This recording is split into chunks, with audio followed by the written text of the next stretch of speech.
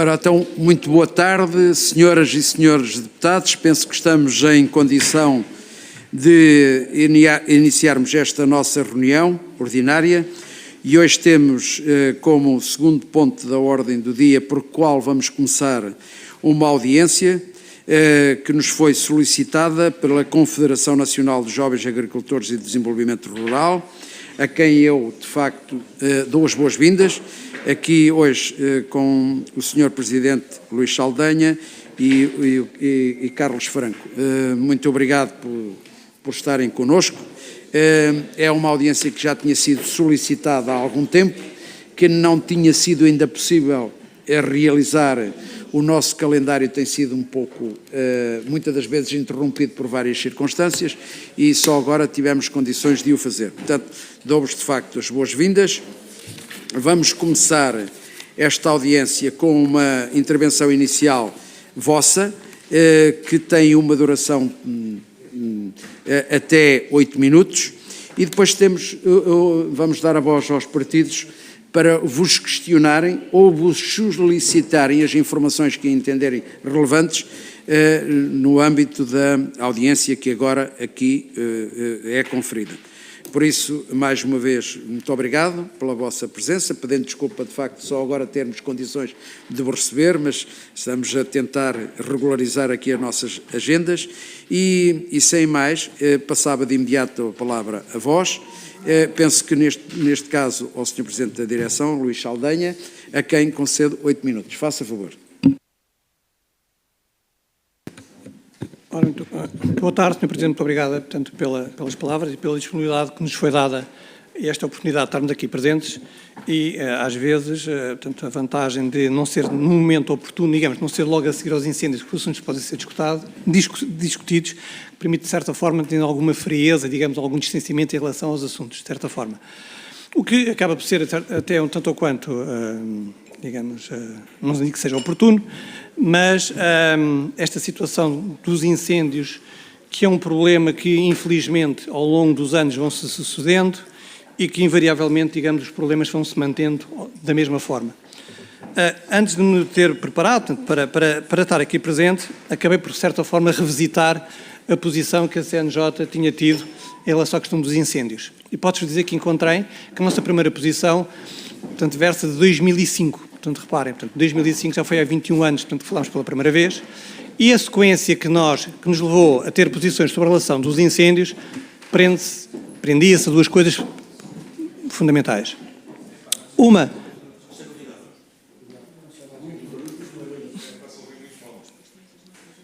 Posso começar outra vez de novo? Não sei se quiser ou não, não só se... Então, peço desculpa. Então. Se calhar é o problema da minha dicção, peço desculpa. Não? Ou eco? Está pronto, tudo bem. Vamos aguardar um bocadinho que se criem condições. E agora penso que sim, estão reunidas. Faça favor, continuar. Estava a dizer que, estava a agradecer pela oportunidade que nos foi dada para estar aqui hoje e dizia que, de certa forma, na preparação que fizemos para esta intervenção, de certa forma foi revisitar as posições que a CNJ tinha em relação às questões das florestas e dos incêndios e remota a 2005, portanto há 21 anos atrás. E esta nossa posição surgiu na altura, na sequência de duas coisas, portanto há duas coisas que me marcaram de certa forma, porque foi na sequência de um conjunto de incêndios que tinha havido, penso eu, na altura, em que tinha provocado a morte de 5 a 7 bombeiros, que penso eu na altura, um incêndio na zona do Bussaco. E... portanto, para nós não fazia qualquer tipo de sentido, tanto que de uma forma sistemática se falasse da mesma ótica, da questão de sistematicamente de haver problemas de abandono do território. E há uma frase que nunca mais me esqueço e que nessa data, quando um dia estava a falar sobre isto, alguém que me comentou disse, ainda bem que ardeu. E essa questão do ainda bem que ardeu foi uma coisa que me deixou de tal maneira perplexo que eu não consegui perceber, portanto, qual era a justificação. E que me disseram, bem, aqui ainda bem que ardeu, porque eu todos os anos tenho que mandar um cheque para limpar o território, portanto, as terras que lá tenho, e pelo menos este ano não era necessário que isso acontecesse.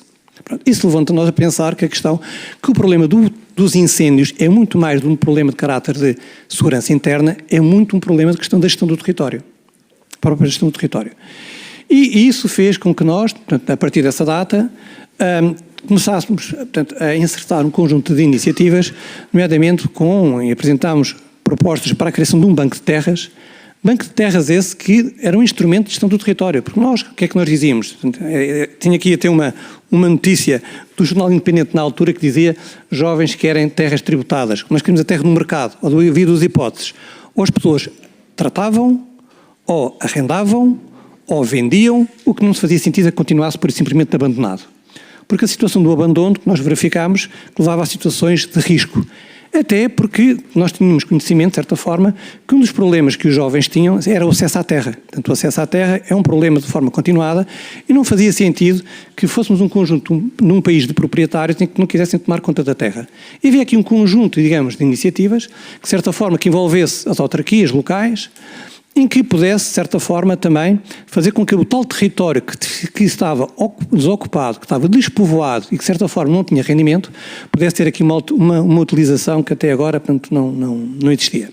O que é certo é que, ao longo destes anos todos, portanto, mais de 20 anos depois, parece que as situações se mantêm exatamente as mesmas. O despovoamento existe, está acelerado, a perda de rendimento, portanto, continua a existir e não existe, de certa forma, maneira, portanto, nenhuma de conseguir inverter esta situação, portanto, que é um mal que nos assola e que, de certa forma, nesta altura, estamos tão afocados nos problemas das inundações que nem sequer conseguimos discutir qual é que terá sido a consequência destas mesmas inundações, tendo em conta os incêndios que aconteceram em 2025. É um problema, portanto, nem sequer é falado, não sabemos que muitos dos problemas que acontecem no isolamento de terras, que em muitas das regiões não terá tido consequência destes mesmos incêndios que aconteceram em 2025. A floresta parece um problema que há um ditado que diz que nem sempre a soma dos interesses individuais corresponde ao interesse coletivo. Exatamente, portanto, é muito isso que acontece.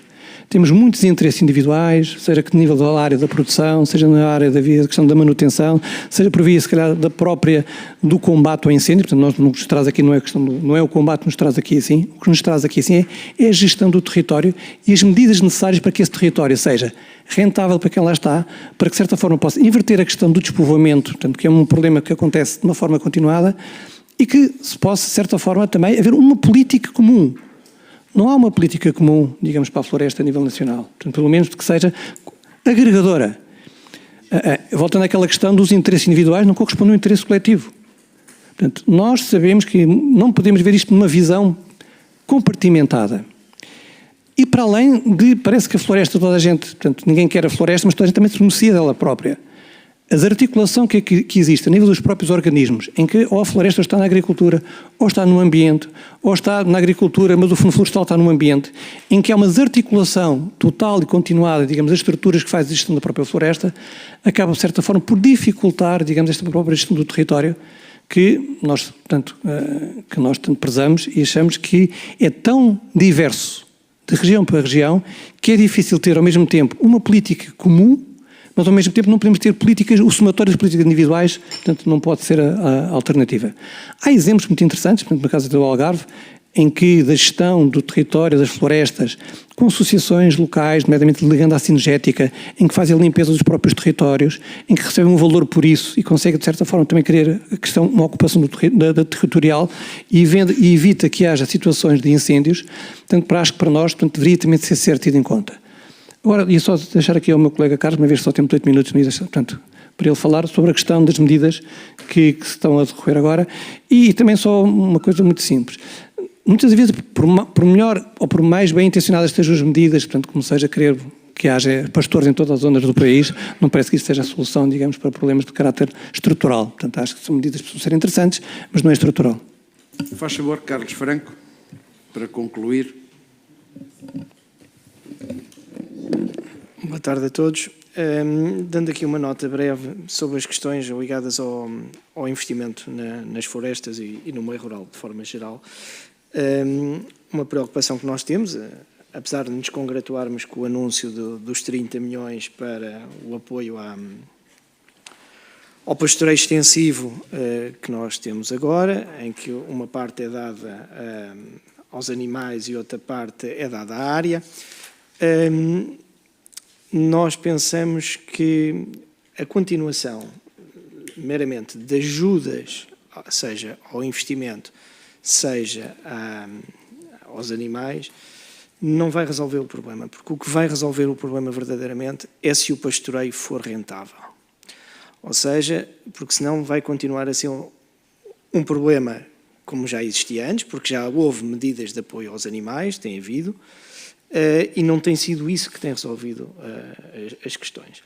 Portanto, se não houver a rentabilidade do pastoreio, e eu dou o exemplo, nós não podemos ter ovelhas depois de não aproveitarmos a lã. Nós temos, por exemplo, hoje em dia, muitos produtores que têm o que fazer com a lã e não têm destino a dar à lã. Ou seja, este tipo de políticas, nomeadamente as de investimento, tem que ter em conta toda a integração vertical da produção.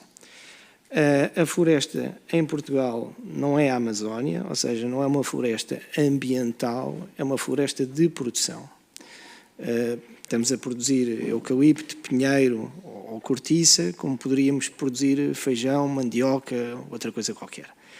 E portanto, é do lado do mercado, é do lado do rendimento que se pode alterar os comportamentos. Um agricultor ou um produtor florestal vai fazer aquilo que lhe der mais rendimento. Se não houver forma de valorizar devidamente a produção, seja florestal, seja agrícola, seja pastoril, será difícil, só através de subsídios ou de ajudas, contrariar essa solução. No caso das florestas, existe historicamente, e todos os produtores, quando fazem investimentos na área florestal, se queixam muito, é que tem um prazo para cumprir o projeto de investimento, a fase do investimento, que não está adaptado aos ciclos de trabalho na floresta. Normalmente tem um ano para fazer o investimento, em alguns casos 2, mas se nós pensarmos que durante grande parte do ano não se pode fazer trabalhos nas florestas, por causa da proteção aos incêndios, o tempo útil para trabalhar nas florestas e fazer esses investimentos fica bastante limitado. Quando a isso somamos anos particularmente chuvosos, como é nomeadamente este ano, ficamos praticamente sem tempo para trabalho nas florestas e para produzir esse investimento. Portanto, é necessário que as próprias medidas de apoio ao investimento contemplem a especificidade própria do setor e não se usem um chapéu pensando que é igual a qualquer outro setor. Obrigado. Muito obrigado. Eu dei aqui alguma tolerância para nesta intervenção inicial, que eu penso que agora vai ser recuperado no decorrer do tempo, vamos ter ainda muito tempo. E íamos começar aqui agora a primeira ronda, dando voz aos partidos aqui representados, e começava pelo PSD, pelo Sr. Deputado Ricardo Oliveira, com 7 minutos. Faz favor, Sr. Deputado. Muito obrigado, Sr. Presidente, senhoras e senhores deputados. Cumprimento os nossos convidados e a oportunidade que também com este pedido de audiência nos dão de voltarmos a refletir sobre um tema que diz respeito a todos e que tem uma importância fulcral naquilo que é a gestão do nosso território e da floresta. Os problemas são conhecidos, os senhores trazem aqui de novo um conjunto de argumentos e de situações que são por todos reconhecidas. E importa sempre nestas ocasiões, se queremos fazer também uma avaliação séria do tema, importa saber o ponto de partida. E o nosso ponto de partida foi uma floresta nas mãos de uma gestão que não era a mais adequada. O Governo do Partido Socialista decidiu passar a área das florestas para o Ministério do Ambiente. Todos nós estamos conscientes do que isto provocou na gestão do território a nível nacional e esta passagem, através agora do Governo do PSD, trazer de novo a floresta para o Ministério da Agricultura, muda aqui tudo. E isto é um reconhecimento que é preciso ser feito. E quando nós falamos disto, não é porque tenhamos algum prazer especial em tratar dos temas desta forma. é porque, efetivamente, durante vários anos não foi feito na floresta o trabalho que devia ter sido. Agora falamos de planos, é verdade. Para executar seja o que for, é preciso planear. E é preciso termos uma consciência clara para onde queremos levar a nossa floresta. E nós estamos convencidos que, neste momento, para combater aquilo que já foi aqui dito, do despovoamento, da perda do rendimento, que existem um conjunto de medidas, já algumas no terreno, que estão a fazer a diferença e que eu gostava também que os senhores se pudessem pronunciar sobre elas. Nós temos o Plano Floresta 2050, que teve já medidas imediatas, mas que tem uma estratégia nacional para a floresta que a curto prazo já executou um conjunto de milhares de euros, mas prevê medidas adicionais para melhorar a valorização, a resiliência, a propriedade e o governo da nossa floresta. Temos também o programa Floresta Ativa, lançado em 2025, um programa de apoio à gestão e prevenção de incêndios florestais. Eu lembro que isto tem um financiamento de 6 milhões de euros. Temos também, como aqui foi referido, e bem, o programa anual de apoio ao pastoreio, é que são 30 milhões de euros por ano, não é? Para apoio ao pastoreio extensivo, com os objetivos que aqui foram também enunciados, na redução do combustível florestal, no apoio também aos nossos produtores rurais.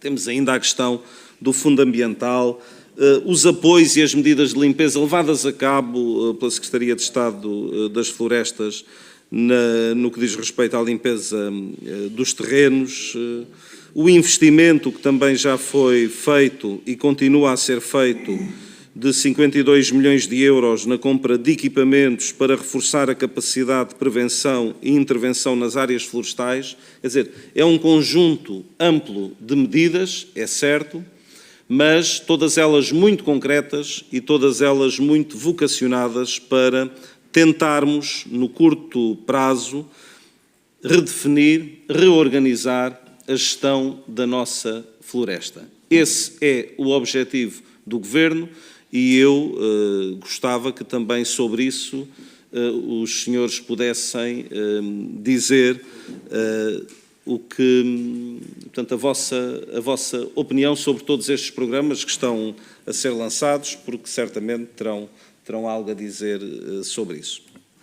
Depois, são aqui recordados alguns alertas que têm vindo a fazer desde 2005, como aqui foi dito, é verdade, tantos anos passaram e tanta coisa ainda está por fazer, mas isso só nos faz a nós, e aqui enquanto no papel de deputados, no papel legislativo, tentar procurar também as melhores soluções para dar resposta àquilo que são as preocupações. E nesse sentido eu gostava de colocar algumas questões. Em primeiro lugar, quais são, na vossa perspectiva, as propostas que deviam ser priorizadas e que ao longo dos tempos foram feitas e que alegam que não têm tido, por vezes, o melhor acolhimento ou que foram acolhidas de forma insuficiente, coisas concretas que falharam, porque é que falharam, se nos puderem alertar ou clarificar esta questão, nós agradecemos. Depois, em segundo lugar, as medidas legislativas que podem ou não ser adotadas com caráter de urgência para enfrentar estas causas estruturais que aqui estamos a abordar, não falando apenas dos efeitos, mas falando também das causas, e já ainda há pouco referiram esta questão das cheias, não é? Porventura também há aqui uma causa e efeito naquilo que é a conjuntura dos terrenos. Em terceiro lugar, perceber, ou que nos ajudem aqui a refletir sobre os incentivos que devem ser reforçados ou criados para tornar o mundo rural economicamente mais atrativo e, em particular, para os jovens agricultores combatendo deste modo o abandono do território e promovendo uma gestão ativa da paisagem. E sobre a questão do pastoreio extensivo, que aqui foi referida,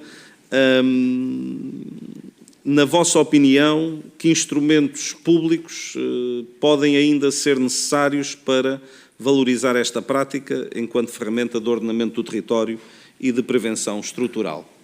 E, portanto, se nos ajudarem a refletir com estas questões que aqui deixo e também usando daquilo que são os planos e os objetivos do Governo, que são muito concretos e positivos para a gestão da floresta, ficaremos muito agradecidos e não daremos esta audiência, ou melhor, daremos esta audiência com um grande contributo para a resolução dos problemas da floresta. E disse. Muito obrigado, Sr. Deputado.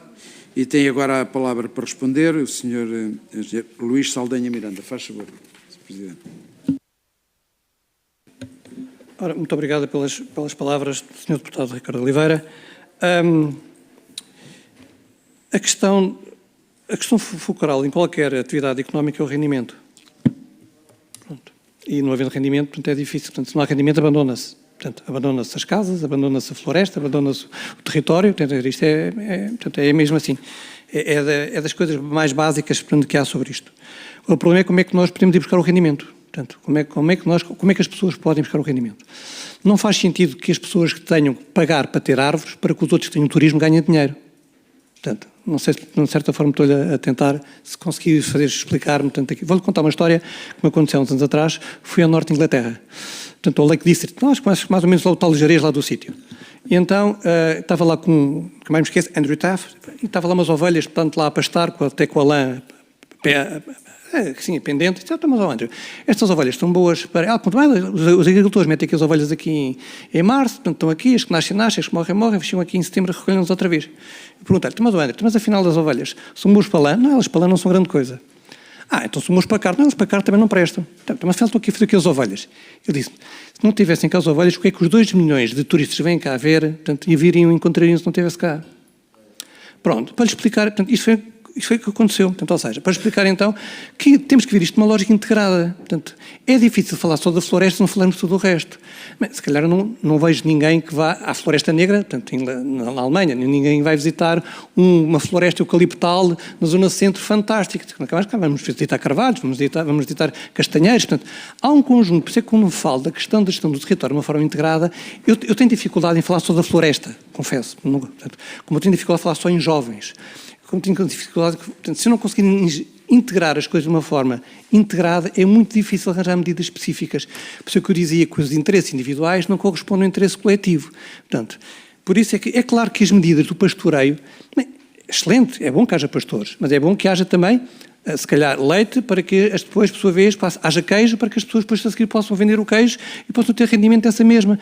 Isso é que cria indústria, cria emprego e fixa pessoas. Não é certeza, se eu estiver a plantar 30 ou 50 ou 100 mil hectares numa espécie qualquer florestal, num determinado território, isso não cria emprego, com certeza, não cria riqueza, nem fixa pessoas. Pronto, isto não estou... E repare, eu disse uma espécie florestal qualquer. Fiz questão de não dizer eucalipto, não sei do quê, portanto, não levar, portanto, fiz mesmo questão de não particularizar em relação a uma espécie, portanto, em particular. Mas isto é que é fundamental. E se houver rendimento, e se houver, com certeza, as pessoas se cuidarem das coisas, claro que a probabilidade de haver incêndios é menor. Eu penso que haverá sempre incêndios. E haverá incêndios por razões que nós não controlamos, portanto, por razões de caráter criminal, outra coisa qualquer, mas nem sequer é isso, portanto, é uma coisa que foge um pouco ao nosso âmbito. Mas uma coisa é certa, se o território estiver ocupado, e se tiver mais pessoas, e se for mais rentável, a probabilidade de haver um incêndio ou de não ser cuidado é bastante menor. Não é? Portanto, as casas também, se forem cuidadas, se uma casa não estiver abandonada, não é assaltada. Se uma casa estiver ocupada, é muito mais difícil de haver ocupações, digamos, abusivas. É exatamente a mesma coisa que se coloca aqui assim. Portanto, isto parece uma generalidade, aquilo que eu estou a dizer. De certa forma poderá ser uma generalidade, mas acaba, de certa forma, por ser isto. É claro, portanto, que nós poderíamos, se calhar... houve medidas para florestação de terras agrícolas. E também no passado, na altura da PAC, houve terras agrícolas que foram convertidas em terras florestais, foram convertidas em terras agrícolas. Portanto, em função da questão do rendimento que se conseguia tirar em cada um dos momentos. Agora, uma coisa é certa, o foco nisto aqui é ordenamento, coesão, pessoas e território. E se nós partirmos a partir disto, conseguimos ter uma estrutura, digamos, territorial para evitar que isto aconteça. Bem que eu gostaria de ter digamos aqui, uma solução e dizer, olha, portanto, o caminho é este. Nós achamos que havia um caminho, que era o Banco de Terras. E era o Banco de Terras do Bantegal. Portanto, havia a história do Banco de Terras, para não ver aqui, o Banco de Terras, a nossa experiência partia-se de um princípio, de uma experiência que havia na Galiza, portanto, em Espanha, portanto, que havia, portanto, o Bantegal, em que utilizava o próprio território para fazer a gestão do território. Portanto, porque nós somos um país proprietário, assim, por um caminho pé posto, um caminho linha d'água se mata, não é? E as pessoas todas querem ser proprietários, muitas vezes não querem ser agricultores.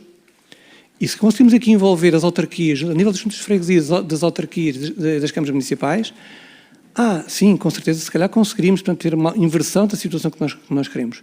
Porque não há terras, disse há bocado, não há terras abandonadas. Há terras em que não sabemos quem é o dono. Não é? Porque a partir do momento em que se houver rendimento dessa terra, aparece logo o dono. Se há sítio mais inóspito, é um cabeço. E quando começaram a pôr-se eólicas nos altos dos cabeços e as pessoas terem direito de travessia, apareceram logo, bem, até se calhar havia mais do que um dono para o mesmo território, não é? para o mesmo espaço que havia. Portanto, tem muito a ver com isto. Portanto, a questão é preciso ser uma política integrada para o território, ponto. Portanto, principalmente, portanto, é isto que eu acho que gostava. E quando nós pensámos, e foi pena que houvesse diversos bancos de terras, nunca foram aquilo que a gente pensámos. Alguns até parecia, era quase uma agência estatal para a venda de, digamos, de terrenos do próprio Estado. Para nós, para isso, não faz qualquer tipo de sentido. Portanto, achamos é preciso haver um instrumento de gestão do território, ponto. Agora, como é que isso é feito? Eu acho que deve ser feito, se calhar, com as autarquias, com os politécnicos, com as universidades, portanto, não é? Mas também sabemos que o Algarve é diferente da beira interior, ou da beira litoral, ou do Trás-os-Montes, portanto, ou do Minho. Também não podemos querer uniformizar tudo. Não é possível. Mas também não podemos deixar as coisas entregues só a quem achamos que lá está e aqueles que sabem que as coisas que são as coisas que sabem daquilo. É que, há bocado, confunde-se muitas das vezes proximidade com coesão. Proximidade é uma coisa e coesão é outra. Não sei se, de certa forma, respondi. Muito obrigado. Muito obrigado. Íamos dar agora a palavra ao Partido Chega e tem a palavra o Sr. Deputado João Lopes Aleixo até 6 minutos. Faz favor, Sr. Deputado. Muito obrigado, Sr. Presidente, Senhores Deputados, cumprimentar os senhores representantes da CNJ e agradecer a vossa presença. De facto, da vossa intervenção e dos esclarecimentos que foram dando, há aqui 2 fatores que são claros e que, no fundo, resumem o problema que estamos aqui a discutir hoje, que tem a ver com a gestão integrada do território e com a viabilidade económica. São os 2 grandes pontos que eu resumo daqui.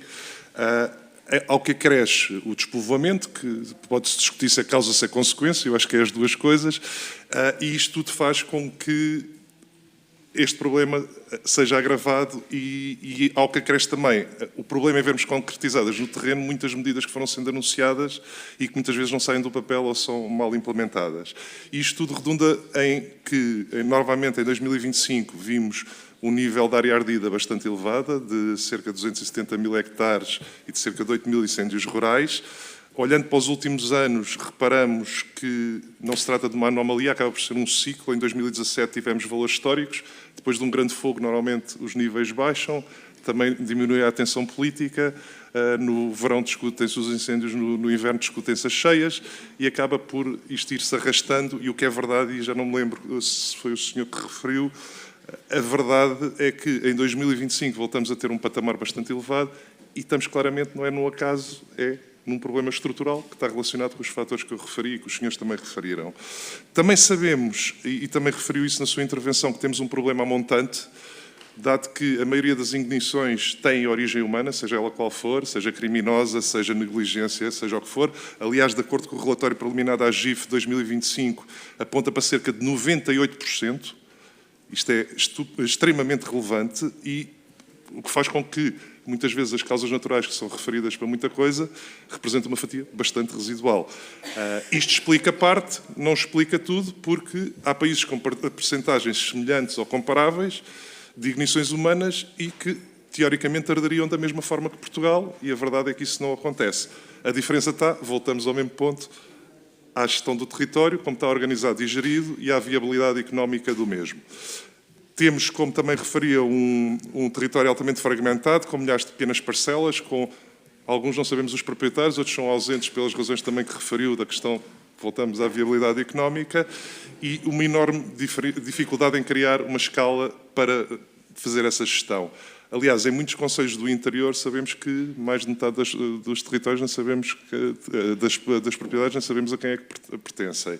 E por isso isto torna essa gestão também bastante complicada. E sem uma gestão agregada é difícil a prevenção estrutural porque vai ficar sempre, de certa forma, incompleta.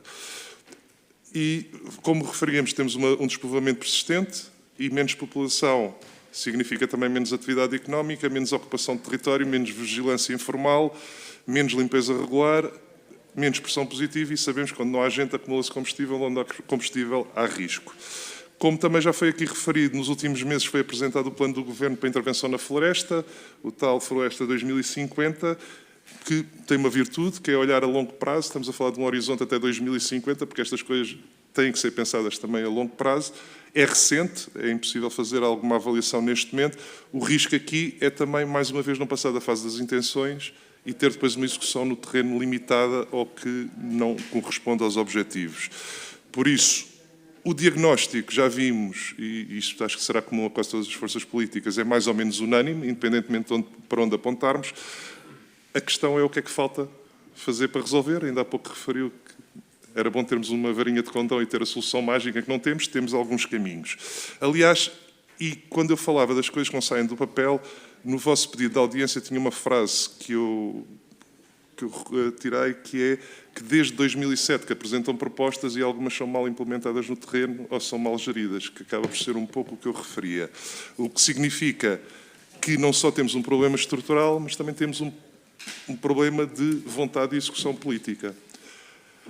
Quando falamos da ordenação da floresta, parece uma coisa um bocado sonhadora e etérea, mas o que é verdade, ainda esta comissão teve há umas semanas em Boticas. Bem, sei que a realidade é um bocadinho diferente e houve lá um momento que eu acho que é bastante elucidativo, que estávamos lá num cabeço e olhávamos e víamos de um lado um baldio ordenado e do outro o baldio que não estava ainda ordenado e via-se bem a diferença e o impacto que isso tem no território e potencialmente a eficácia que vai ter na prevenção desta questão dos incêndios. Bem sei que os baldios é diferente, aqui era preciso criar quase esta uniformidade, este terreno integrado para podermos gerir dessa forma.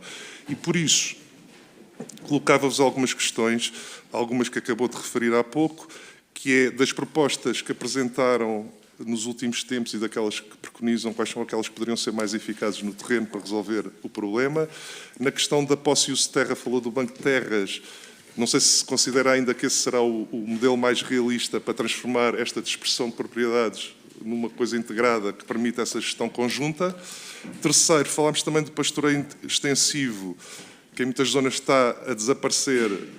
Que condições concretas considera para que possa ser economicamente viável e possivelmente não será aquela que referiu das ovelhas que estão lá só para se ver, porque é uma viabilidade económica também, na verdade, mas penso que será um pouco mais longe. Temos também uma questão que referiu que eu acho interessante, que é a diferença entre norte e sul e da floresta a norte e a sul e das manchas contínuas, que há muito mais a norte, e a questão das monoculturas.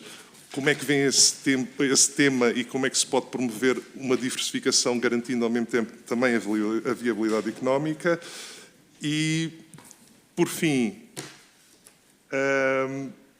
se tivessem que apontar uma única prioridade para os próximos 2 anos, qual era aquela que pensam que faria mais diferença no terreno? Muito obrigado. Muito obrigado, Sr. Deputado. Vou dar a palavra agora ao Sr. Presidente Luís Saldanha Miranda para responder. Faz favor. Sr. Deputado, muito obrigada pelas suas questões, pela intervenção. Para nós o nome não é um problema, tá bem? Para a questão, portanto, se a Banco de Terras ou outro nome qualquer queiram dizer, para nós não é um problema. Às vezes, estou a dizer isto porque já houve situações no passado em que às vezes os nomes têm significado, logicamente. Portanto, para nós, pronto, não é Banco de Terras, pode ser outra coisa qualquer. Portanto, o que é preciso é que haja uma entidade que faça gestão integrada do território, isso é que é importante. E quando deu aí o exemplo, eu podia dizer o seguinte, eu digo muitas vezes que em Portugal temos as pessoas erradas nos sítios certos. que é um problema que nós temos. Pelos vistos, nesses 2 baldios que visitou, tinha uma pessoa certa no sítio certo e tinha a pessoa errada no sítio errado, portanto, no sítio certo. Portanto, ou seja, pelo visto, haveria um baldio que era bem gerido e estava bem organizado, e o outro ao lado, portanto, não estava bem gerido ou bem organizado. Quer dizer que não tinha a ver com a questão de ser um baldio ou não ser baldio. Tinha a ver com a forma como esse mesmo baldio era ou não era gerido, portanto, pelas pessoas que lá têm. Esse é o primeiro ponto que é importante, a questão da gestão é sempre muito importante por isso. Portanto, a questão, se queria, respondendo de certa forma quase ao final, é a forma como o território é gerido.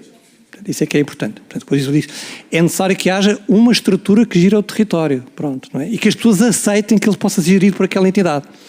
Porque é o seguinte, muitas terras estão abandonadas e não têm qualquer valor comercial. Mas se aparecer lá alguém que venha de uma zona urbana, aquela terra, de repente, aquele bocado de terra tem um valor quadriplica ou quintuplica. Portanto, gasta de repente aquilo, ganhar €1 ou milhões com aquilo que lá está. Por isso é que quando nós defendíamos que isto era importante o envolvimento das autarquias, porque nós sempre defendemos que mesmo na gestão do banco de terras, a propriedade continuava a ser da pessoa. Ponto. Era importante isto. Não ia haver uma nacionalização, uma expropriação daquela propriedade portanto, para alguém, porque eu continuo a achar que há donos desconhecidos. Portanto, não há terras sem dono. São coisas completamente distintas. Pronto. E se aquele espaço for gerido por uma organização, digamos, idónea, quando falo idónea, poderá ser autarquia, junta de freguesia ou outra coisa qualquer, sabendo que a propriedade continuará a ser, que é o próprio legítimo dono, porque eu não sei se, eu penso que o Sr. Deputado conhecerá, mas nós somos muito afetivos, não é? Portanto, penso eu que os portugueses, acho eu, somos muito afetivos, não conheço os outros dessa forma. Mas digo bem, eu não vendo, se depois de eu morrer, se os meus filhos quiserem que vendam. Portanto, há muitas coisas relacionadas com isso. E muitos filhos, eu não vendo porque era do meu avô, e o meu filho se quiser que venda. Isto vai perpetuando com que as coisas, portanto, e se não houver casamento entre as pessoas, não é? Porque haja uma apropriação, portanto, este emparcelamento por via do casamento, as coisas vão continuar exatamente na mesma forma. Pronto, por isso é que é muito importante isso. Portanto, voltando à questão é muito importante a questão do território. Portanto, a questão é essa, qual é a estrutura? Não sei, nós achávamos que o envolvimento das autarquias, os próprios politécnicos. Porque quando nós pensamos na questão dos bancos de terras, posso lhe dizer que é o seguinte, é uma coisa muito estranha para nós, sabemos que Portugal tem o agricultor com idade mais elevada, o problema da renovação geracional existe em toda a Europa, e o jovem agricultor é quase uma falência, acho que com a Europa, porque quando a União Europeia vem propor agora os outros agricultores, quer dizer que os jovens agricultores já não servem. Portanto, e nós temos uma representação permanente em Bruxelas, estamos muito envolvidos nos grupos de diálogo, portanto, e sabemos como é que as discussões são feitas sobre isto. Posso lhe dizer até o contrário, quando nós falámos sobre este assunto do território, foi interessante, que um grupo parlamentar europeu estava muito preocupado com os fundos de investimento, porque em algumas zonas da Europa não sabiam quem é que era a questão daquele território, de quem é que pertencia. Isso podia ser um problema de caráter de segurança, portanto, alimentar e não só. E foi interessante que nunca tido a percepção desta abordagem, deste que podia ser um problema ou não, mas há alguém que pensou sobre isto. Quer dizer, o território é fundamental, digamos, para uma nação e, digamos, para a própria viabilidade e para a própria segurança alimentar. Portanto, o que eu dizia, é impressionante a quantidade de jovens que saem das escolas politécnicas e das escolas universidades e não se instalam. E não se instalam porque não têm terra. E o acesso à terra é um problema. Não é só um problema só cá, que existe, não existe só em Portugal, não é um problema só português. E este emparcelamento, a entrega das terras a uma entidade, eu vou pôr aqui entre aspas, idónea, em que possa fazer a gestão do território. Porque não, se calhar, fazer eucalipto, porque não, se calhar, fazer também eucalipto, mas também fazer arroz, ou se calhar fazer eucalipto, se calhar, a sinergética, se não, também fazer exatamente com áreas de outras formas de produção mais sustentáveis, em que haja, aquilo que dizia aqui há bocado o meu colega Carlos, em que possa haver a questão da lã e do queijo. Portanto, é isto que acho que nós pensamos sempre de uma forma a curto prazo. Apesar de estarmos a falar em 25 anos, não é? 20, 50 ou 25 anos, os ciclos políticos serão mais longos ou mais curtos, portanto, poderá não durar este tempo, e sim temos a questão de intervenção. Se tivermos só 3 ou 4 meses para intervir na floresta, estes 25 anos são capazes de ser só 5 anos, se calhar 6 anos, digamos, em termos de intervenção efetiva na floresta, e que acaba por condicionar tudo aquilo que estamos aqui a falar. Muito obrigado. Tem agora a palavra o Sr. Deputado Pedro do Carmo, do Partido Socialista. Faz favor. Muito obrigado. Boa tarde, Sr. Presidente, Srs. Deputados, nossos convidados. Se me é permitido, queria dar 2 notas prévias nesta audição. A primeira tem a ver com as vítimas destas tempestades, destes rios atmosféricos e dos prejuízos que têm causado. Ainda hoje de manhã visitei Alcácer do Sal e vi bem a aflição em que as pessoas ainda estão a viver e o quanto isso deve nos consternar e obrigar, naturalmente, a ter um olhar diferente para estas catástrofes, e porque se aplica também aqui a questão das catástrofes, que irá falar em seguida, e, naturalmente, a outra nota prévia tem a ver com a primeira reunião que temos depois da eleição de Sua Excelência o Presidente da República, que foi eleito no dia 8, com mais de 3 milhões de votos dos portugueses, e que, naturalmente, também se insere aqui nesta audição, porque ele também se intitulou sempre como um homem do interior, um homem que nunca esqueceu as suas origens e quis investir no interior, foi resiliente e aplicou em ficar no território. Depois destas duas notas prévias, queria felicitar o Sr. Presidente da República eleito, Dr. António José Seguro, queria naturalmente felicitar aqui a Associação Nacional dos Jovens Agricultores e do Desenvolvimento Rural e também reconhecer a coragem que tem em ficar no território, quem insiste em ficar no território, quem insiste em falar do futuro do mundo rural, quem insiste efetivamente em ficar lá exposto às intempéries, sejam elas os incêndios, sejam naturalmente também, como temos este ano, o flagelo das chuvas. Mas hoje, e o pedido daqui da audição falava naturalmente de incêndios, mas nós não podemos separar o fogo com as tempestades que temos vivido nestes últimos dias, quer seja a Cristine, quer seja o Leonardo, que este vento extremo, são cheias súbitas, infraestruturas destruídas, estufas no chão, pomares inundados, muitos acessos cortados. Esta é a realidade que temos do nosso Portugal de hoje. E muito se deve, e porque temos pessoas para recuperar esse interior, porque efetivamente temos um território que está exposto. E um Estado, como aqui foi dito e que reitero, um Estado que continua desviado das situações e das preocupações do interior. E aquilo que queremos não é um anúncio político, é efetivamente haver uma resposta estrutural para responder e resolver o problema do interior. No caso dos incêndios, temos um diagnóstico que é conhecido. É as falhas na prevenção, todos os anos voltamos aqui a falar delas, depois vamos falar da execução lenta dos apoios, a burocracia, para que alguém quer investir, o não ter acesso à terra.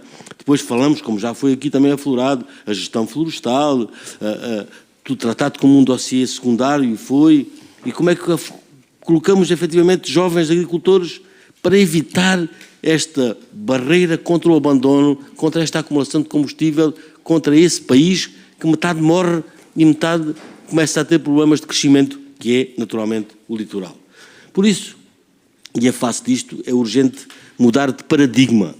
E aquilo que quero aqui pôr é passar mesmo, e que temos que ficar aqui definido, e por isso as questões que vou colocar têm a ver com isso, é passar de uma lógica de uma indemnização pontual para uma lógica de resiliência, com investimento realmente em infraestruturas agrícolas mais robustas, com drenagem, com permissão dos solos, e que reforçar de uma forma clara o papel público. Tem que haver um papel público diferente para quem vive em determinadas regiões do que quem vive só noutras regiões do país, como aqui foi aflorado. O país não é todo igual.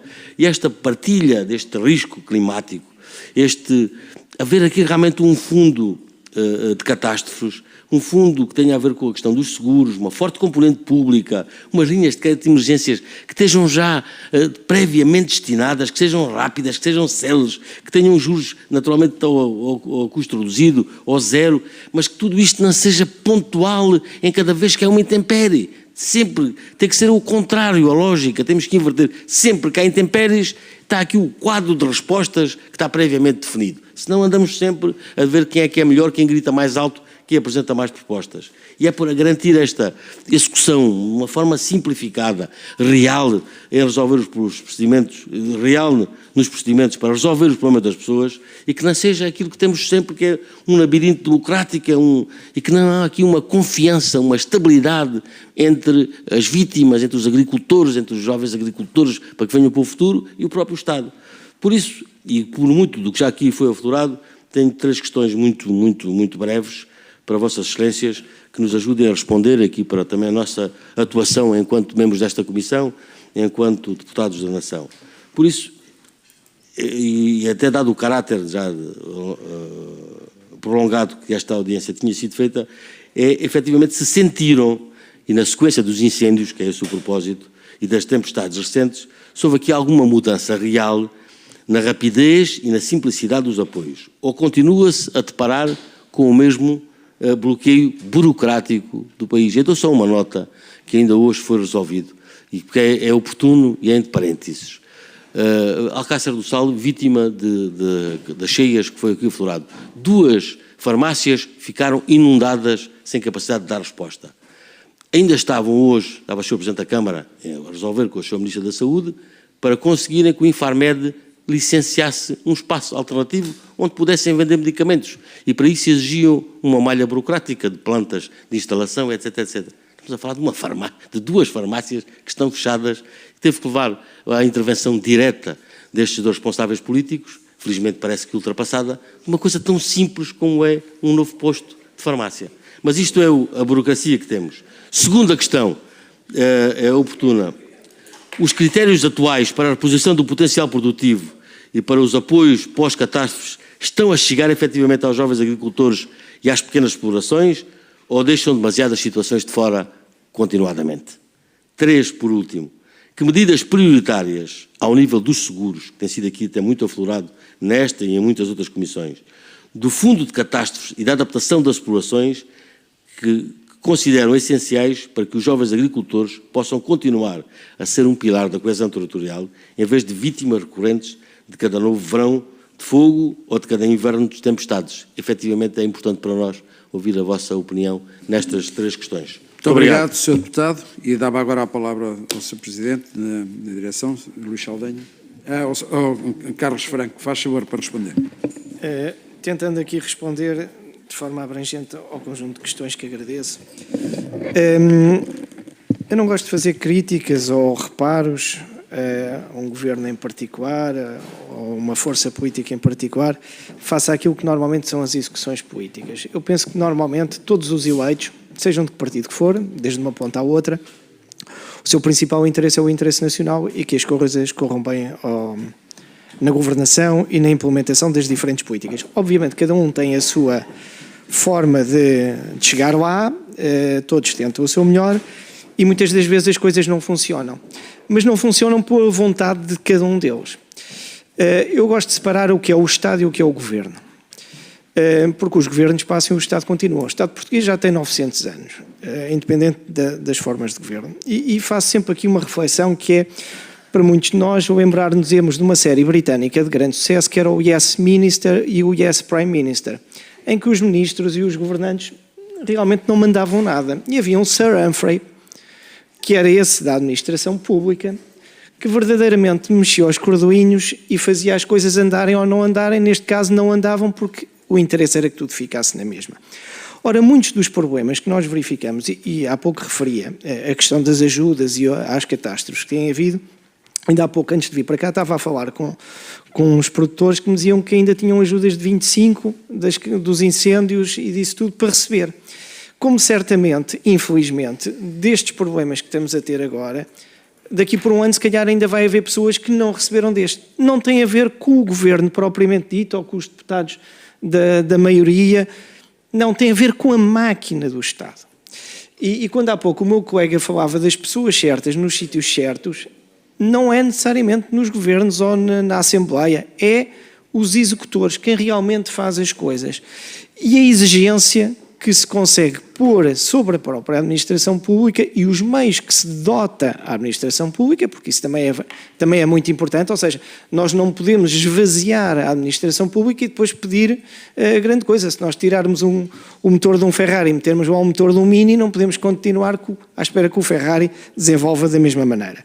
E, portanto, isso é extremamente importante. Quanto às questões ligadas ao rendimento, eu faço outra vez as palavras com que há pouco falei, é uma questão de mercado.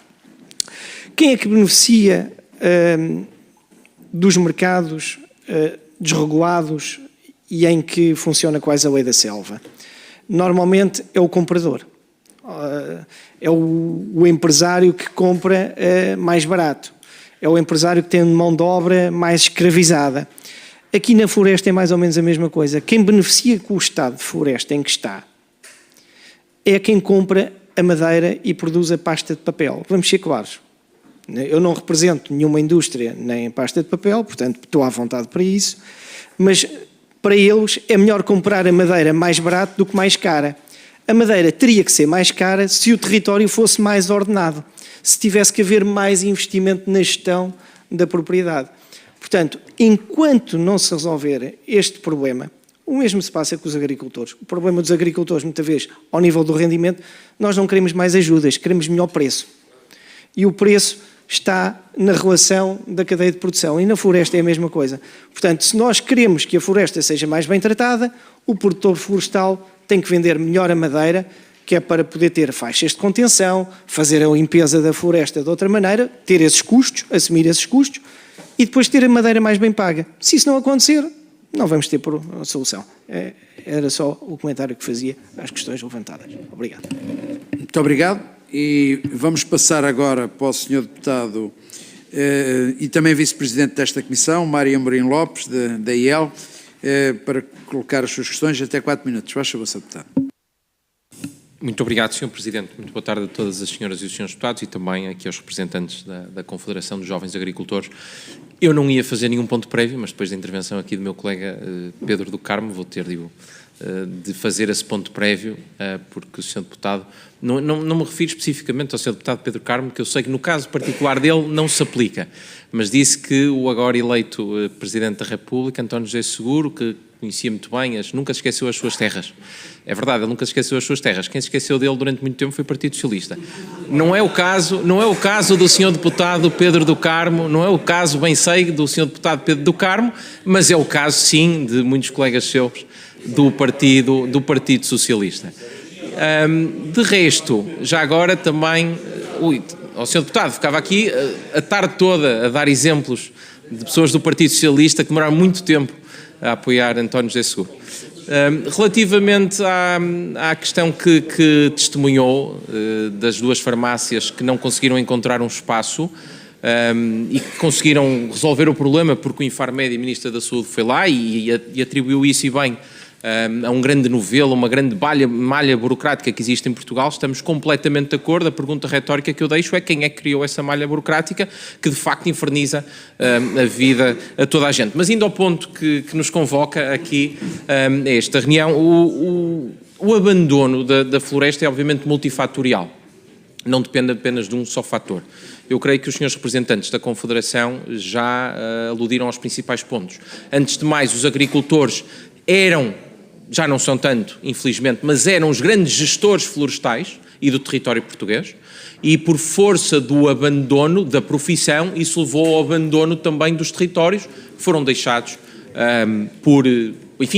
ao abandono passe o pleonasmo. E o motivo deve, sem dúvida alguma, à valorização económica, ou no caso, à falta de valorização económica. E deu um exemplo, embora eu discorde da leitura que faz desse exemplo, da indústria da celulose, porque eu acho que a indústria da celulose é um bom exemplo de gestão florestal bem feita, com uma cadeia de valor verticalizada em que não há incêndios. Porquê? Porque não há incentivo a que haja incêndios. De facto, quem gere o amplo território de florestal da indústria da celulose tem o incentivo económico a que a sua produção não arda, porque obviamente isso teria implicações económicas para os próprios. Portanto, eu creio que esse diagnóstico está bem feito. O que é que falta acrescentar também? É que um dos grandes principais motivos para esta desvalorização económica, ou esta falta de valorização económica, ou abandono do interior, tem que ver com, nem são más, são péssimas políticas de coesão territorial desde os tempos do Marquês de Pombal. A lógica, numa perspectiva de economia regional e urbana, aquilo que se fez foi facilitar o acesso a Porto e Lisboa. Para muitos governantes que nos trouxeram até aqui, a visão que eles têm de coesão territorial é uma autoestrada que acelera o percurso ao Porto ou então a Lisboa. E nós sabemos que isso faz o efeito oposto. Cria um magneto que faz com que as pessoas precisamente se deslocalizem do interior para o litoral, onde têm mais oportunidades. E estar no interior não é nenhuma fatalidade. Madrid está no centro do nada e não está mal de todo. Ou seja, não é propriamente a localização geográfica que é aqui um fado, ou uma âncora que pesa sobre o interior, é sim a falta de visão que houve para esses territórios. Porque aquilo que é necessário fazer é desenvolver esses territórios para que as pessoas queiram viver lá, fixar-se lá, e para isso têm de ter oportunidades e têm de ter oportunidades económicas precisamente para estar. Portanto, houve claramente uma falha que não é de agora, não estou a culpar ninguém em particular, do ponto de vista da coesão territorial ou das políticas públicas de coesão territorial, que não conseguiram qualquer coesão territorial, e um bom exemplo disso, ou um outro exemplo disso, olhar para o caso de Bragança, que está a 100 km de um TGV, mas não é um TGV português, é um TGV espanhol. E, portanto, a verdade é que o 100 ou 110 km de um TGV espanhol. E, portanto, na verdade, está mais próximo, olhando para a Espanha, de desenvolvimento económico do que olhando para Portugal. E isto é, sem dúvida alguma, lamentável, e é um reflexo da forma como nós encaramos as políticas de coesão territorial. Agora, tentando falar de soluções, também foi feito o diagnóstico com que todos concordamos, a questão dos minifúndios a norte, da falta de emparcelamento, de pequenas bolsas e propriedades, a maior parte dos quais nem a 1 hectare chegam, às heranças indivisas. Nós sabemos tudo isto. A questão é que instrumentos é que devemos usar para os resolver. No nosso entendimento, há aqui alguns instrumentos que podem ser usados. O exemplo alemão é um bom exemplo. Por exemplo, as taxas de juros bonificadas para o caso de partilhas, de haver um irmão ou um familiar que queira adquirir todas as propriedades e, portanto, o Estado dá um incentivo a que ele tenha a capacidade económica para o fazer. Isso promove o agrupamento e o emparcelamento de terras. Depois, criar condições económicas diferenciadas no interior. Nós não podemos continuar a tratar o que é diferente de forma igual. Não podemos aplicar um critério igualitário, temos de aplicar um critério de equidade. E, portanto, a zona do interior tem de ter um tratamento diferenciado, pode e deve ser uma zona económica especial, com condições fiscais que sejam mais atrativas relativamente ao litoral. O litoral já não precisa de ajuda nenhuma. Mas o interior, de facto, precisa. E é preciso criar esses incentivos económicos a que haja a fixação e que haja a valorização económica, porque a valorização económica não vai cair do céu, é necessário criá-la em toda a cadeia de valor. E nós também não podemos olhar apenas para aquilo que é o final da cadeia de valor e achar que apenas são eles que estão a apropriar-se da margem toda e que depois isso se repercute ao longo da cadeia e são os produtores que são mal pagos. Não, o problema está em toda a cadeia de valor. Se não houver mais valor acrescentado no final da cadeia de valor, vai haver menos valor para pagar ao longo da cadeia de valor. E, portanto, nós somos capazes, e para concluir, Sr. Presidente, obrigado pela tolerância, mas eu estou de costas para aqui, para o cronómetro, não consigo controlar o tempo. Para concluir, é muito importante criar estes incentivos económicos e já agora mesmo só para terminar, equacionar uma discussão sobre um imposto sobre a terra, o Land Value Tax, que crie o incentivo, ou no caso o desincentivo, a ter o terreno parado e que ele possa ser alocado a trabalho mais produtivo. Muito obrigado. Muito obrigado. E o Sr. Presidente da Direção, Luís Saldanha Miranda, por favor. Sr. Deputado, muito obrigado. Eu ia já começar, exatamente pelo fim. Eu esqueci-me de dizer há bocado, quando nós propusemos o Banco de Terras, exatamente era um incentivo fiscal. Até na altura dizíamos que poderia haver um ganho até perto de 1.500 milhões de euros, portanto aquilo era entre 50 euros a 100 euros, digamos, portanto de imposto por hectare. Era que dizia, ou tratava, ou vendia, ou pagava. Pronto, de certa forma era isso. Portanto, o problema é cobrar a quem, não é? Portanto, cobrar a quem, se não sabe quem é que é de cobrar, se não conhece quem é que é o território, fica difícil de cobrar. Quando é na altura de cobrar, ninguém é dono de nada. Quando é para receber, aparecem todos. Quando é para pagar, portanto, para cobrar, é um pouco mais difícil. Mas nós preconizávamos exatamente isso. Portanto, o nosso incentivo era um incentivo por via fiscal. Pronto, era um pouco isto. A questão eu, há bocado, não queria só também aproveitar as palavras do Sr. Deputado Pedro do Carmo. Portanto, nós também somos solidários, temos logicamente, até fizemos um documento sobre isso, sobre as vítimas destas intempéries. E também respondendo um pouco à sua questão, eu lembro muito bem das intempéries de 2009. Eu sou Torres Vedras, portanto, e a questão das estufas que eu ali, e sei o que é o processo de simplificação. É um processo de simplificação que envolvia, neste caso, envolveu a Caixa de Crédito Agrícola Local, em que fez com que realmente em pouco tempo tudo aquilo que tinha sido, de certa forma, afetado, tivesse havido uma reposição, digamos, do potencial, sem haver muitos processos, digamos, complicados, burocráticos, que são necessários. Por mais que a gente diga mal da burocracia, é algo necessário, porque isto, às vezes, as coisas são como são, é preciso que haja uma questão de equidade. Em relação ao interior, também era muito importante, é verdade que o interior deve ser diferenciado, porque realmente faz algum sentido, porque é diferente, mas também era importante, se calhar, que o interior também tivesse uma representatividade diferente. Como a representação é feita por via pelo número de pessoas que tem, o que nós vimos é que o interior tem cada vez menos deputados, tem cada vez menos deputados e menos representação. Portanto, o que é certo é que, de certa forma, todos nós queixamos, depois, no fim, ninguém altera nada a lógica da repartição, portanto, representativa dos deputados. Portanto, não é? Qualquer dia não tem ninguém, pronto, é o que é. Mas também era importante, se calhar por via da própria a Assembleia, se calhar, portanto, tentar, não sei como, portanto, podia discutir sobre isto.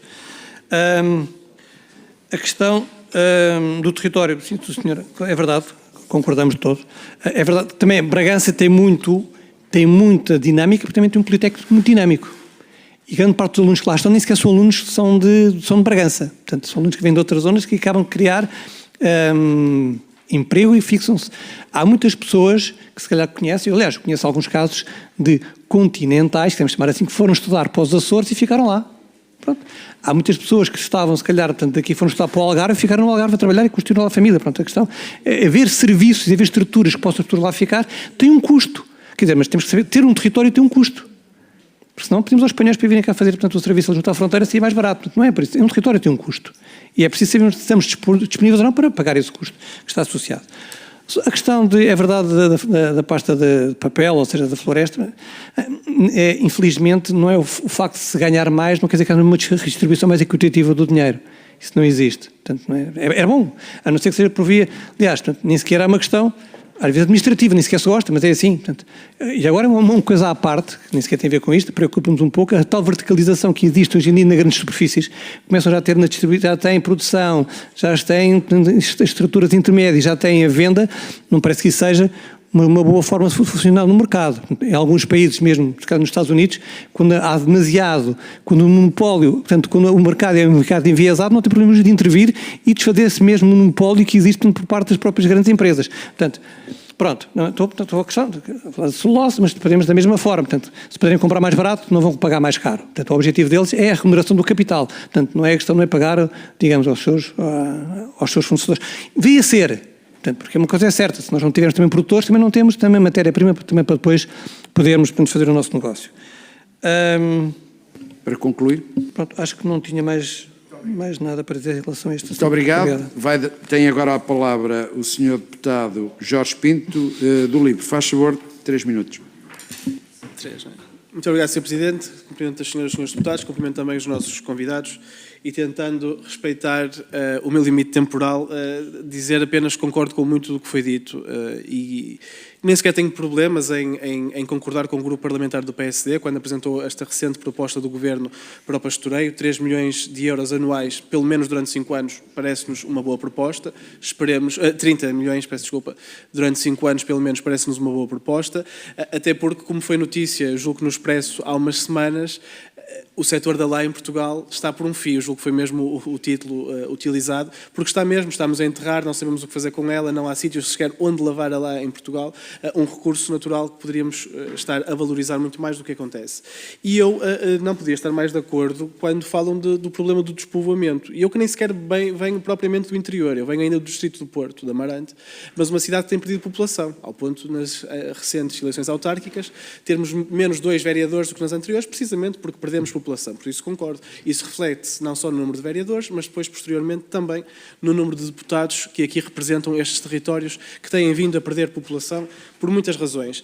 E é por isso que sim, nós também concordamos com estas políticas de discriminação positiva, propusemos em sede de Orçamento de Estado uma espécie de rendimento básico para a coesão territorial, que foi infelizmente chumbado com condições para que quem se fixasse no interior, para coisas como o pastoreio, para este tipo de atividades de valorização que os permitissem fixar-se ou mover-se para o interior, existisse. Acredito que essa discriminação positiva é também importante. E depois há aqui uma série de preocupações que também partilhamos convosco. Desde logo, uma questão que se prende com o risco da concentração até da gestão florestal, da gestão agrícola, em cada vez menos mãos. Nós sabemos que Portugal aqui também é muito diferente, o norte e o sul são muito diferentes nesse sentido, mas aqui há uns meses, já se calhar há uns anos, logo no início da minha função enquanto deputado, recebi um e-mail de uma senhora que dizia algo como: eu herdei um pequeno... Ela morava aqui na zona de Lisboa, eu julgo em Sintra, herdei um terreno, alguns no Minho, ando há sei lá quantos anos para o tentar vender, ninguém me quer comprar, eu até o ofereceria de bom grado, legislem, façam alguma coisa para que eu consiga ver-me livre deste terreno. Eu acredito que em muitos casos isto acontece, portanto, há esses exemplos que deu em que realmente se passa a haver uma valorização exponencial, porque também não pode ser uma pequena valorização, mas de um dia para o outro os proprietários podem aparecer, mas há todos os outros casos de proprietários quase apesar da sua própria vontade, porque há esses casos de família, esses casos de paixão e de ligação ao terreno, de não querer vender quando é herdado, mas há outros em que as pessoas são quase obrigadas a manter a posse de um terreno que não conseguem limpar, que não conseguem valorizar, façam o que fizerem. Portanto, nós também aí apresentamos propostas, não vale a pena discuti-las aqui hoje, mas uma primeira pergunta em relação a isto, até porque falamos da gestão dos baldios, eu tenho visitado bastantes baldios com muito boa gestão, com muito boas práticas, que acho que podem ser replicadas a nível nacional, mas a questão aqui é que esta questão da fragmentação de propriedade que nos preocupa, como é que nós também não podemos estar preocupados com uma concentração na mão de grandes empresas, nomeadamente as celuloses, e o que isso implica para o próprio território. Imagino que da vossa parte também já tenham pensado nesta questão, e no fundo é como é que nós podemos garantir que os pequenos proprietários podem continuar a sê-lo e têm daí a sustentabilidade financeira. Nós acreditamos, por exemplo, que as organizações, as OPFs, as organizações de produtores florestais podem ser um bom exemplo e as que existem são bons exemplos, mas o Estado se calhar tem também de ajudar a que as OPFs sejam práticas, sejam fáceis, de fácil acesso e de fácil pertença, para que os próprios pequenos produtores florestais possam aí ver uma vantagem e querer eles próprios associarem-se em OPF. Depois, uma última pergunta, porque eu tinha prometido tentar ser fiel ao tempo, que se prende com incentivos fiscais. Qual é a vossa opinião para quem cultiva terras atualmente abandonadas e que passe a cultivá-las em regimes, sejam eles biológicos ou de exploração extensiva, para que esteja também de acordo com aquilo que são as metas e os objetivos ambientais do nosso país, porque, na nossa perspectiva, a prática agrícola não pode estar desligada das políticas ambientais e, como nós temos reiteradamente dito, os agricultores não são inimigos do meio ambiente, pelo contrário, eles são a primeira linha, são a linha da frente da preservação do território e do meio ambiente, caso as condições lhes sejam dadas para tal. Portanto, gostaria também de perceber da vossa parte o que é que pensam em relação a isto e que tipo de políticas, como é que nós, deputados, poderíamos ajudar a fomentar isso. Muito obrigado. Muito obrigado, Sr. Deputado. Tem agora a palavra o Sr. Presidente da Direção, Luís Miranda, faz favor. Era aquilo que eu dizia há bocado. Há muitas pessoas que querem ser proprietários e não querem ser agricultores. Portanto, isso aí, e tem todo o direito de ser, e até uma questão quase afetiva, tínhamos do próprio território. Nós verificámos, quando foi a crise pós-2011, em que houve, aliás, um acréscimo muito significativo de jovens agricultores, portanto, que apareceram de repente, porque foram muitos que não tinham alternativa, tendo em conta a contingência, portanto, que houve de mercado, e que viram nas suas terras dos avós, onde na sua infância, portanto, tinham para lá. Portanto, houve um retorno à terra de certa forma, portanto, foi conjuntural, portanto, não foi uma coisa estrutural, infelizmente foi conjuntural. Acabaram por voltar às suas terras e montaram negócios, seja a nível do azeite, seja a nível do agroturismo, seja outra coisa qualquer, portanto perfeitamente possível, portanto, de fazer. Portanto, o Banco de Terras, de certa forma, o Banco de Terras, volto a dizer, ou o nome que quiserem dar, portanto, esta estrutura, de certa forma, poderia exatamente resolver esta questão. Portanto, as pessoas continuavam a ter, são postos do seu território, até podem ficar, se quiserem, até com as próprias casas, e o terreno envolvente podia ser, portanto, cultivado, portanto, por essa forma. A questão das metas ambientais, portanto, é verdade que, nisto, felizmente, Portugal acabou, de certa forma, a atingir as metas ambientais, portanto, a nível da produção de agricultura biológica, portanto, que estava prevista, portanto, para 2030, portanto, neste caso, até foi uma situação, podemos dizer que para ter sido uma feliz coincidência, por ter acabado um conjunto das ajudas, primeiramente o greening, portanto, acabou, e os agricultores viram ali uma alternativa de rendimento. Se calhar nem foi de uma forma convicta, foi uma questão de oportunidade. Portanto, se calhar, se as ajudas estão naquela medida, e aquela medida diz que é agricultura biológica, então vou candidatar aquelas medidas e vou receber o dinheiro por essa via. Se tivesse outro nome qualquer, se calhar teriam aderido a essas mesmas ajudas da mesma forma. Temos aqui a questão da verso do rendimento, tendo em conta, digamos, a própria produção. A questão, portanto, da gestão dos baldios, falou há bocado, é verdade, portanto, isto tem a ver com a questão da gestão, portanto, independentemente com a forma, portanto, não, e a gestão não tem, há bocado, é assim, esqueci-me de dizer há bocado, os incêndios não vêm, não conseguem distinguir proprietários, não ensina com dar da celulose, não da celulose, exatamente, não há aqui uma diferença entre uma coisa e outra, não, isto é uma peça de celulose, vamos contornar e vamos tentar dedo no outro lado, não é assim que as coisas funcionam. Portanto, exatamente, aqui funciona exatamente as coisas da mesma forma. É claro que é necessário o processo de simplificação das ajudas, mas as ajudas não podem ser um fim em si mesmo.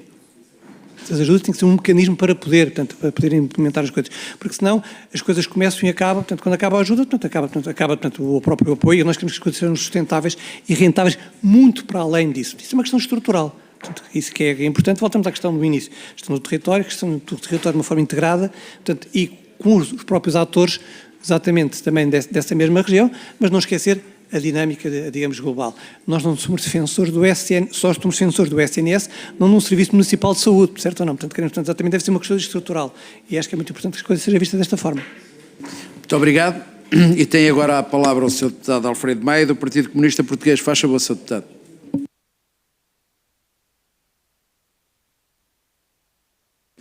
Muito obrigado, Sr. Presidente.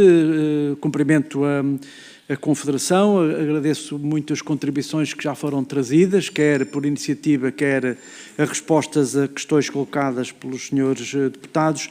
Eu gostava de regressar a uma primeira preocupação aqui expendida relativamente aos incêndios rurais, às suas causas, às suas consequências, às condições que eles encontram para progredir.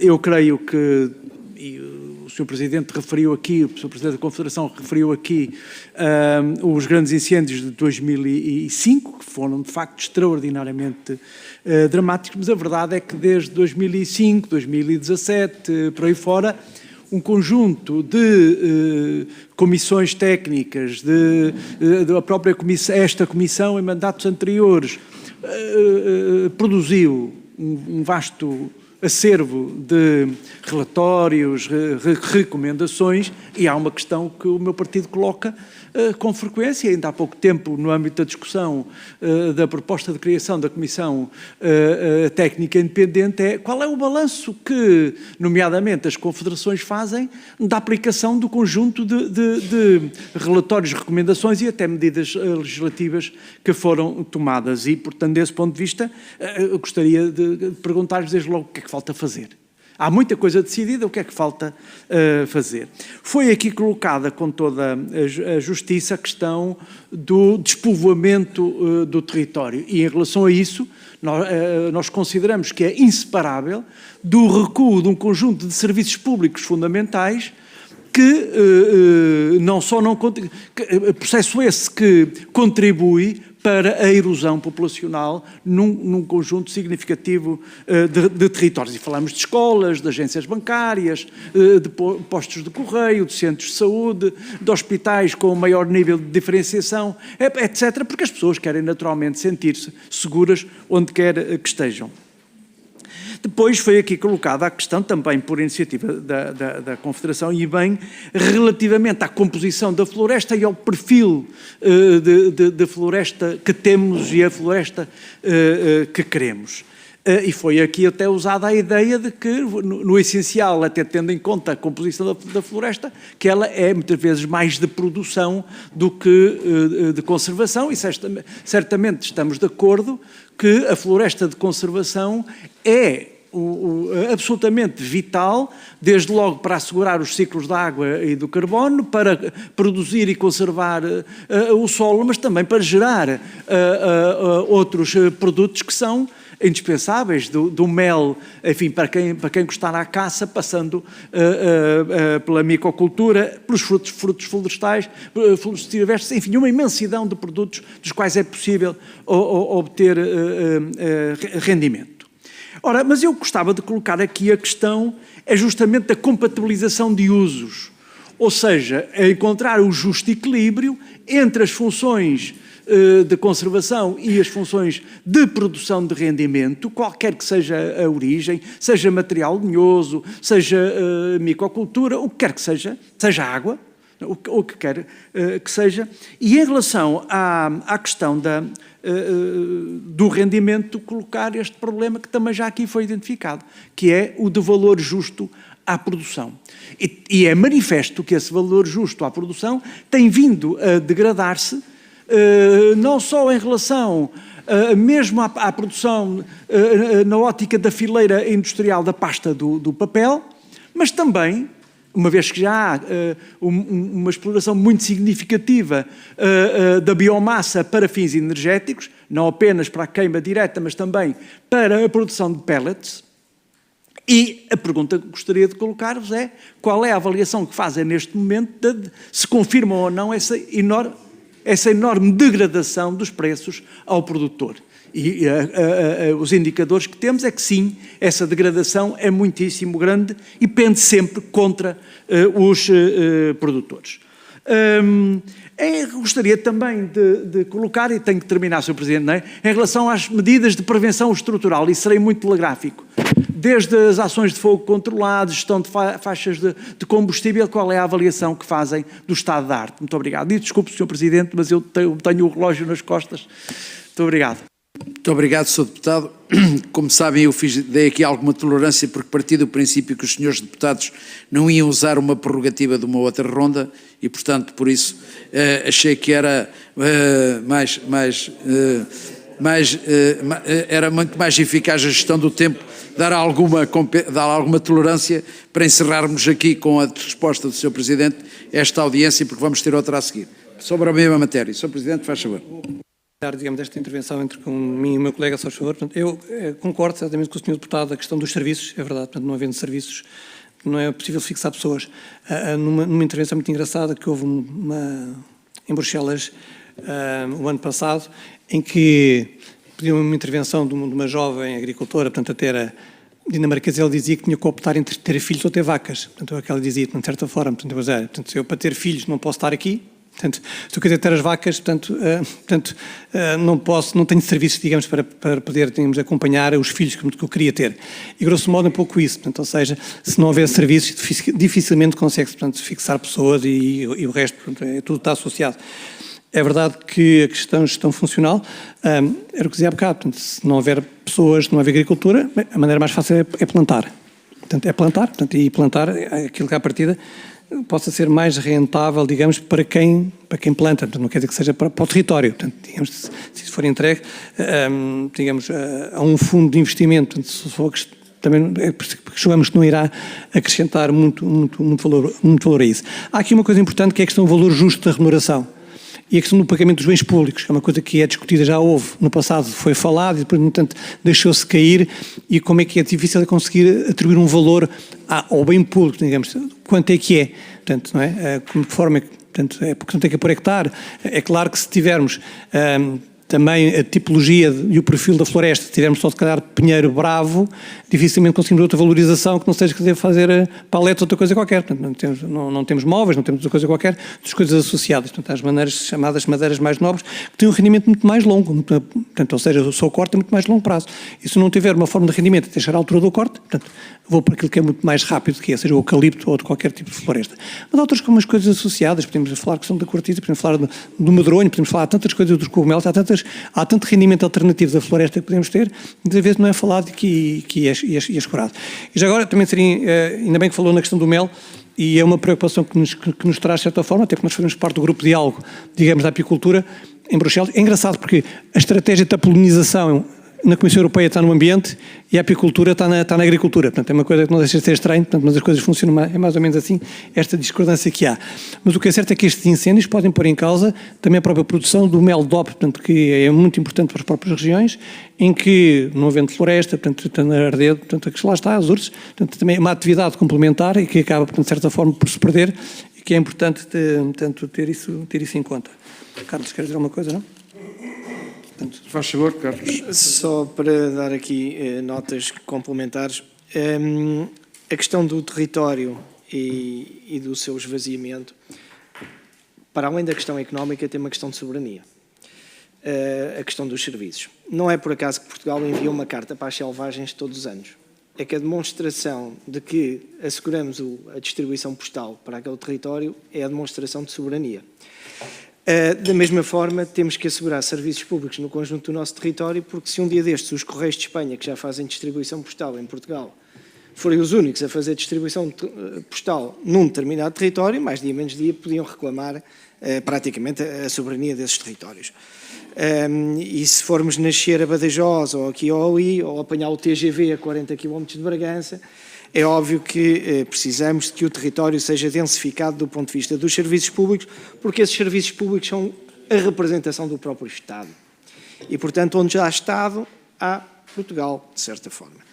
Quanto à questão dos preços e à sua degradação, é evidente que tem havido degradação dos preços nas matérias florestais, porque infelizmente estamos a assistir a uma concentração não da oferta dos produtores, mas da procura desses produtos. Ou seja, estamos a assistir cada vez mais, não ainda a monopólios, mas a oligopólios que começam cada vez mais a garrotear os preços na produção. Nós, infelizmente, não acreditamos no funcionamento perfeito dos mercados. Se acreditássemos que os mercados eram perfeitos, podíamos abrir uma igreja, mas não sendo perfeitos, obviamente é necessário que haja regulação sobre eles para evitar que estes processos de oligopolização se traduzam no esmagamento dos preços, que obviamente vão se traduzir inevitavelmente na queda dos rendimentos e inevitavelmente em problemas ligados ao abandono ou à má conservação dos terrenos agrícolas e florestais. Só mais uma questão que tem a ver com o que é que falta fazer. Eu penso que normalmente sabe-se mais ou menos o que é preciso fazer. O que é preciso é fazer. E dava o caso, por exemplo, do que aconteceu no Pinhal de Leiria, quando foram os grandes incêndios que afetaram aquela zona, e que se nós passarmos lá, vemos que muito ainda está por fazer, e ali estamos a falar do próprio Estado. Ou seja, quando o próprio Estado não cumpre com as suas missões dentro daquilo em que ele próprio é proprietário, mais difícil será de os exigir aos particulares, quando muitos deles nem sequer têm condições ao mesmo nível que o Estado teria. Portanto, é necessário que haja meios, que sejam dados meios também aos proprietários e que se possa fazer. Não está cá o colega da Iniciativa Liberal, mas eu vou deixar uma nota a propósito da questão dos jovens e da fiscalidade. Há uma coisa que normalmente pouca gente se apercebe, é que um jovem, quando se instala, recebe um prémio à instalação. Pode o prémio andar à volta dos 20.000 euros. Se ele entrar num projeto de culturas permanentes, provavelmente, e plantar um pomar, só vai ter rendimento, pelo menos, se calhar, ao fim de 5 anos. Ao fim de 5 anos, sendo em conta que ele tem que ser gerente da sua própria entidade, ele já pagou de segurança social metade do prémio que recebeu. Ou seja, foi descapitalizado em metade do prémio que recebeu e ainda não tirou 1 cêntimo de rendimento da exploração. Portanto, é preciso ter em conta que, para os jovens agricultores que se instalam, também é preciso ter em conta as questões da fiscalidade, nomeadamente a questão da segurança social. Ou seja, serem obrigados a estar a descontar quando ainda não têm rendimentos, é uma dupla penalização. É estarem a pagar quando ainda não estão a receber. E aí estão a ficar descapitalizados. Muito obrigado. E terminamos aqui a audiência da Confederação Nacional de Jovens Agricultores e Desenvolvimento Rural, a quem agradeço a vossa prestação. Proporia agora um pequeno intervalo de 5 minutos, porque vamos a seguir ter uma audiência do Sindicato Independente dos Trabalhadores da Floresta e Ambiente e Proteção Civil. Portanto, mais uma vez, muito obrigado pela vossa presença, pelos vossos contributos e, obviamente, que esta Comissão estará sempre disponível para vos acolher e as vossas sugestões. Muito obrigado.